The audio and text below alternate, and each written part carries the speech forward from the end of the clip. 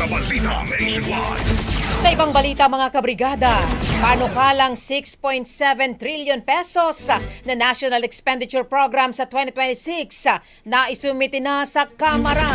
5 reforma sa budget process ipatutupad para sa transparency. Brigada Haji Kaaminyo, ibrigada mo. Brigada Live Report. Formal na nga na i-turnover dito sa Kamara ang panukalang 6.793 trillion pesos na National Expenditure Program para sa taong 2026 ngayong araw. Pinangunahan ni House Speaker Martin Romualdez at Budget Secretary Amina Pangandaman ang turnover ceremony pati na ang mga leader sa Kamara. Sa kanyang mensahe, binigyang diin ni Romualdez na ang budget ay hindi lamang isang spending plan, kundi sumasalamin sa mga prioridad at hakbang tungo sa pananagutan sa taong bayan.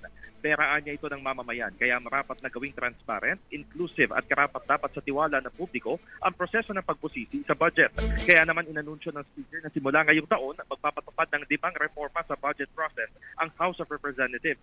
Una na rito ang pagbuwag sa small committee na pinagsasama-sama ang institutional amendment sa budget, pagbubukas ng bicameral conference committee sa publiko at sa media, pag-imbita sa civil society, people's organizations at private sector na lumahok sa budget hearings, pagpapalakas sa oversight function sa implementasyon ng budget at pagbibigay ng prioridad sa investment sa agrikultura, infrastructure, trabaho, edukasyon, kalusugan, depensa at kalamidad.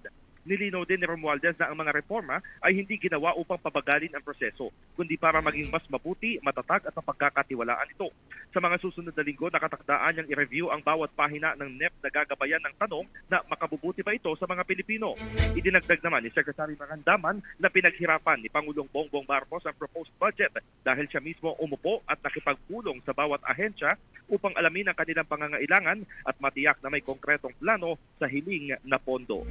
In the heart of changing lives, ako si Brigada Haji Kaaminyo ng 105.1 Brigada News FM Manila, the music and news. Brigada Balita. Ang bahaging ito ay hatid sa atin ng Drive Max Coffee. Ligayang tuloy-tuloy.